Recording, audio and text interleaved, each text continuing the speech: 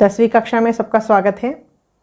10वीं कक्षा का पहला पाठ बरसते बादल हम पढ़ने जा रहे हैं। ये बरसते बादल पाठ के कवि का नाम सुमित्रानंद पंत जी है। के बरसते बादल అంటే వర్షించే మేఘాలు, బాదల్ అంటే మేఘాలు, బరస్తే అంటే వర్షించే మేఘాలు। अब उन्मुखीकरण पढ़ते हैं। उन्मुखीकरण, इस पाठ में उन्मुखीकरण है। इससे प्रश्न है बाद उद्देश्य, विधा विदेश, विधा विशेष है, कवि परिचय। ये चारों को हम पढ़ते हैं। पहले, क्या गाती हो किसे बुलाती बतला दो कोयल रानी, प्यासी धरती देख मांगती हो क्या मेघों से पानी। क्या गाती हो किसे बुलाती बतला दो कोयल रानी। కోయల్ అంటే కోకిల, కోకిలమ్మ ఏం పాడుతున్నావు, ఎవరిని పిలుస్తున్నావు। ప్యాసీ ధరతి దేక మాంగతి అంటే దాహంతో ఉన్న భూమిని చూసి పాడుతున్నావా, అడుగుతున్నావా, మేఘాలతో నీళ్ళని అడుగుతున్నావా నువ్వు అని ఈ కవిత। इसमें प्रश्न, मीठे गीत कौन गाती है। मीठे गीत कोयल रानी गाती है। प्यासी धरती पानी किससे मांगती है। प्यासी धरती मेघों से पानी मांगती है। बादल प्रकृति की शोभा बढ़ाते हैं कैसे। ये हमारा खुद का प्रश्न है। ఇది మనం చెప్పాల్సిన ఆన్సర్ ఇందులో ఉండదు, మనం ఊహించి చెప్పాలి। మీఠే గీత్ కౌన్ సునాతీ హై అంటే మీఠే గీత్ కౌన్ గాతీ హై, కోకిల పాడుతుంది అని చెప్పాం। ప్యాసీ ధరతి పానీ కిస్సే మాంగతీ హై అంటే దాహంతో ఉన్న భూమి ఎవరితో నీళ్ళని అడుగుతుంది, మేఘాలతో అడుగుతుంది, మేఘం से। బాదల్ ప్రకృతికి శోభ బడాతే హై కైసే।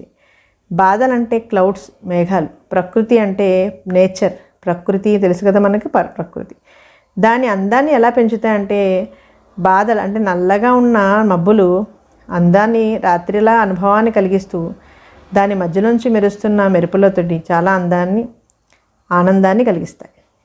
దాంతో మన ప్రకృతి కొంచెం అందంగా కనిపిస్తుంది। ఇదేంటో మనం పాఠంలో చదువుతాం। उद्देश्य, प्रकृति के प्रति काव्य रचनाओं के प्रोत्साहन के साथ साथ सौंदर्य बोध कराना, मनोरंजन की भावना जगाना और प्रकृति के संरक्षण के लिए प्रेरित करना इसका उद्देश्य है।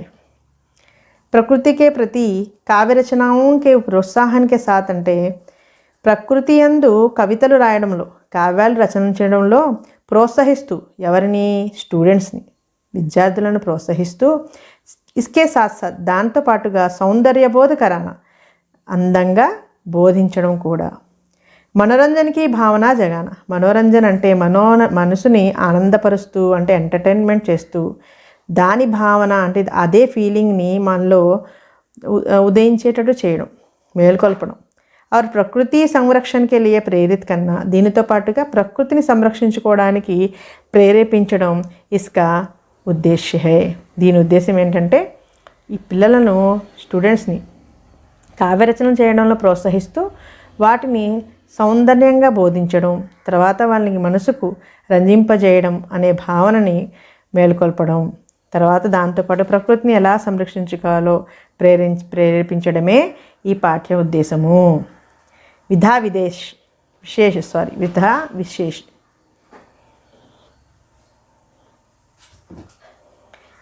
विधा विशेष, बरसते बादल कविता पाठ है।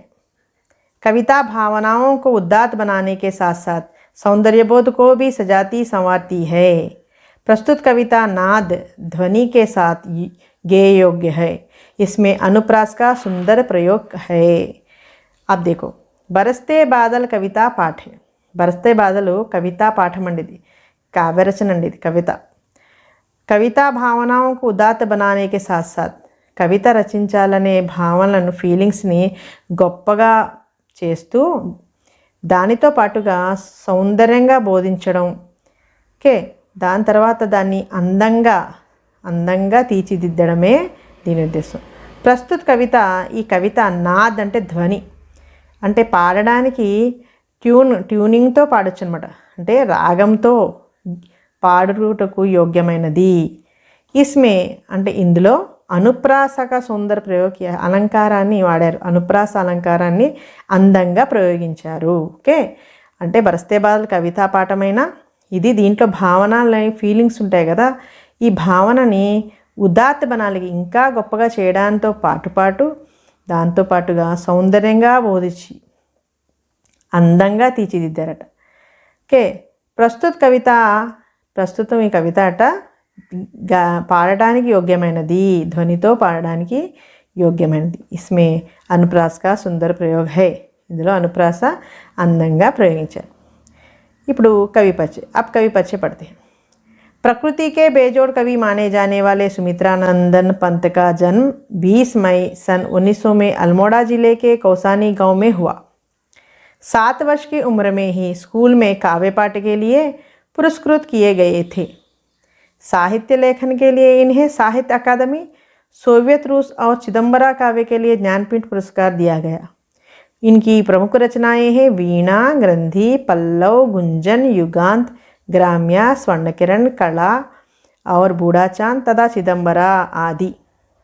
इनका निधन सन 1977 में हुआ.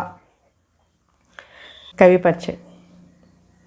प्रकृति के बेजोड़ कवि माने जाने वाले सुमित्रानंद पंत का जन्म 20 मई सन 1900 में अल्मोड़ा जिले के कौसानी गांव में हुआ. ప్రకృతి కావ్యరచనలో ఇతనే సాటండి, ఇతనికి వేరే వాళ్ళు ఎవరు సాటి లేరు. ఇలాంటి కవితలు రాసే కవి పేరు సుమిత్రానంద పంత్.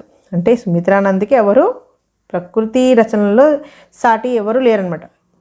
ఇతను ఎప్పుడు పుట్టారంటే 20 మే సన్ అంటే సంవత్సరం 1900లో అల్మోడా జిల్లాలోని కౌసాని గ్రామంలో పుట్టారు.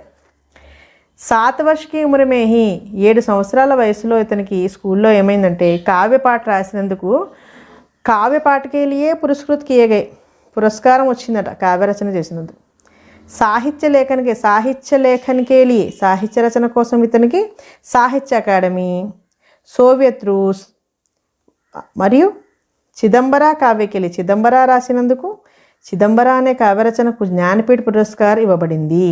दिया गया था. इनकी प्रमुख रचनाएं इतनी प्रमुखమైన రచనలు వీణా, ग्रंथि, पल्लव, गुंजन, युगांत, ग्राम्य, स्वर्णकिरण, कला और बूढ़ा चांद तथा चिदम्बरा आदि कि ఇవన్నీ రచనల పేర్లు. इनका निधन सन 1977 में हुआ. ఇతని మృత్యు ఎప్పుడైందంటే 1977లో అయింది. अब देखो विषय प्रवेश में. वर्षा ऋतु हमेशा से सबकी प्रिय ऋतु रही है. वर्षा के समय प्रकृति की सुंदरता देखने लायक होती है. पेड़ पौधे, पशु पक्षी, मनुष्य और यहाँ तक कि धरती भी खुशी से झूम उठती है. इसी सौंदर्य का वर्णन यहाँ प्रस्तुत किया गया है.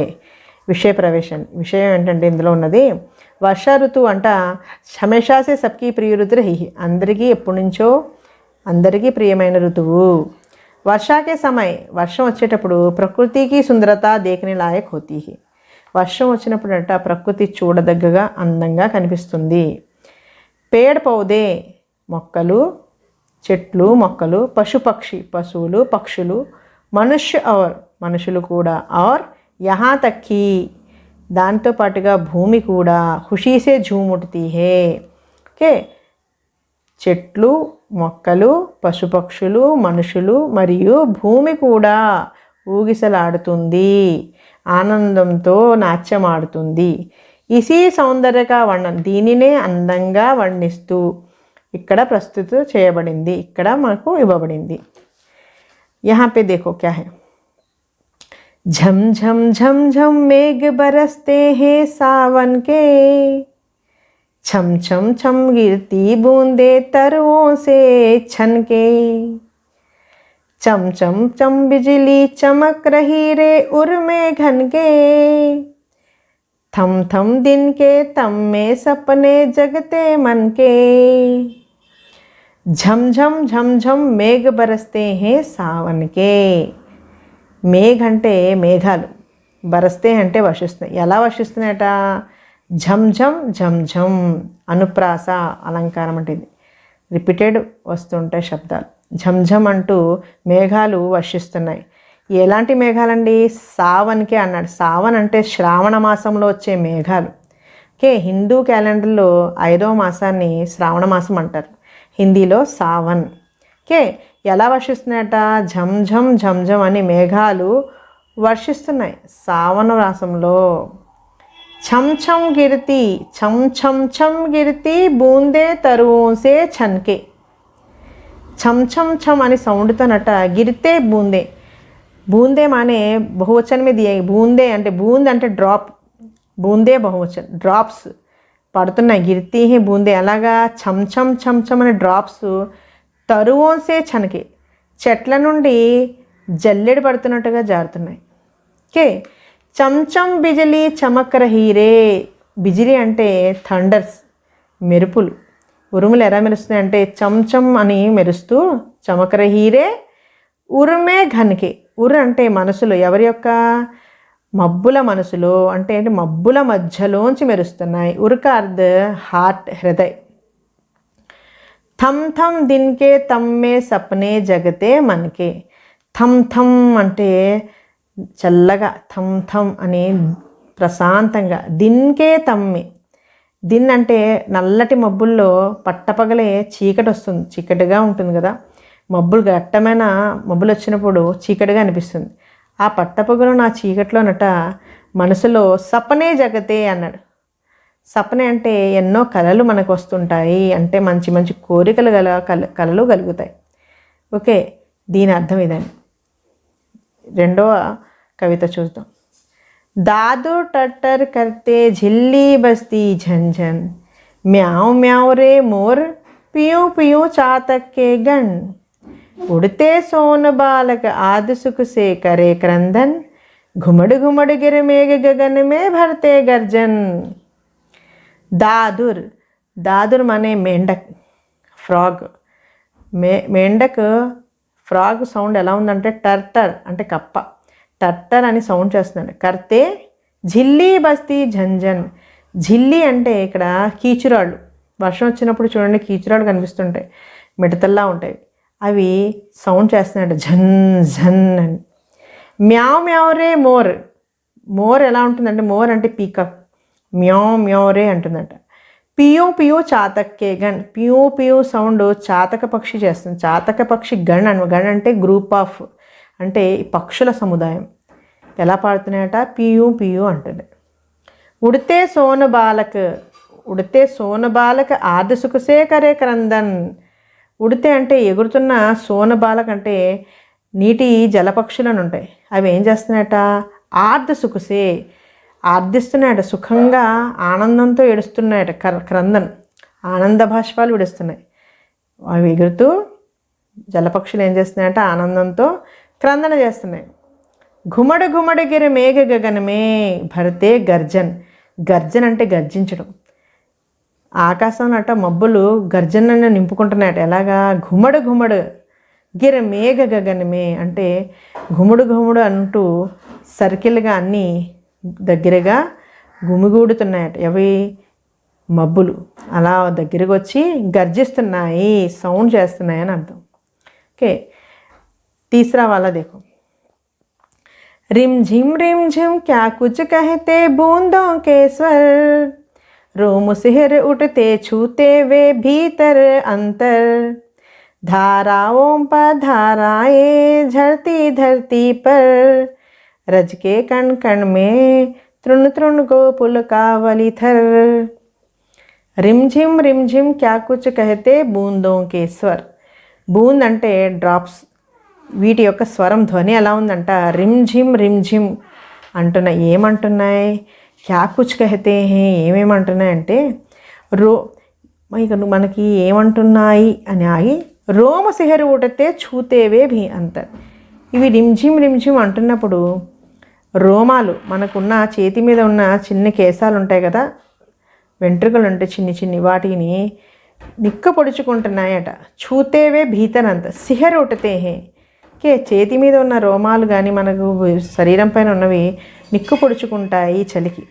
ధారావం పర్ ధారాయే ఝర్తీ ధర్తీ పర్. ధారావం పే ధారాయే అన్నాడు. ధారలు అంటే వర్షపు ధారాలు, ధారావం పర్ అంటే నదుల యొక్క ప్రవాహాల మీద మళ్ళా వర్షపు ధారాలు దాని మీద, ఝర్తీ ధర్తీ పర్ జాలువారుతున్నాయట భూమి మీద. ధారల మీద ధార అంటే వరదలు వచ్చినప్పుడు చూడండి వాటర్ ప్రవహిస్తుంటుంది, పైనుంచి వర్షం కురుస్తుంటుంది, అంటే నదులు ప్రవహిస్తూ ఉంటాయి. రజకే కణకణమే తృణ తృణకో పులుకావలి థర్. రజ్కే కణ మే, రజ్ అంటే ఇక్కడ డస్ట్, అందులో ఉన్న ఎవ్రీ పార్టికల్ ప్రతి అణువణువునట తృణకో పులకావిలి థర్, తృణ అంటే ప్రతి గడ్డి పరక, చిన్న చిన్న గడ్డి మొక్కలు ఉంటాయి కదా భూమిలో, అవి కూడా పులకిస్తున్నాయట, పులకిస్తూ షివర్ అవుతున్నాయి. థర్ के चौथा वाला, पकड़वारी की धार झूलता है मेरा मन, आओ रे सब मुझे घेर कर गावो सावन, इंद्रधनुष के झूले में झूले मिल सब जन, फिर आए जीवन में सावन मन भावन. पकड़वारी की धार झूलता है मेरा मन.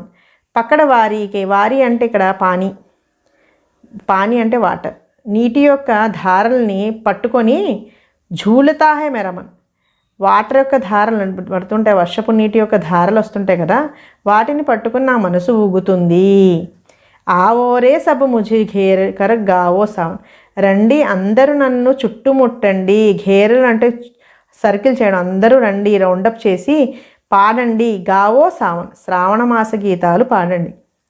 ఇంద్రధనుషుకే ఝూలే మిల్ సబ్ జన్, మనకు వర్షం వస్తున్నప్పుడు ఇంద్రధనుష్ వస్తుంటుంది అప్పుడప్పుడు. ఇంద్రధనుషుకే ఝూలేమే, ఆ ఇంద్రధనుష్ ఎలా ఉందంటే ఉయ్యాలా ఊహించుకుంటూ, ఆ ఉయ్యాలలో ఝూలే క్రియ ఇక్కడ, ఝూలేమే ఝూలే ఆ ఉయ్యాలలో ఊగుతూ, మిల్ సబ్ జన్ అందరూ కలిసి జనాలు ఊగుదామని అర్థం. ఫిర్ ఆయే జీవన్ మే, ఫిర్ అంటే మరియు, ఎగైన్ మరలా ఆయే జీవన్ మే మళ్ళా రావాలి మన జీవితంలో, ఈ సావన మన భావన, ఈ శ్రావణ మాసం మనకు నచ్చిన మన భావన అంటే మనసుకు నచ్చిన అట్రాక్ట్ చేసేదని అర్థం, మనసుని అట్రాక్ట్ చేసే ఈ శ్రావణ మాసం మళ్ళీ రావాలి మన జీవితంలో అని కవి అంటున్నాడు.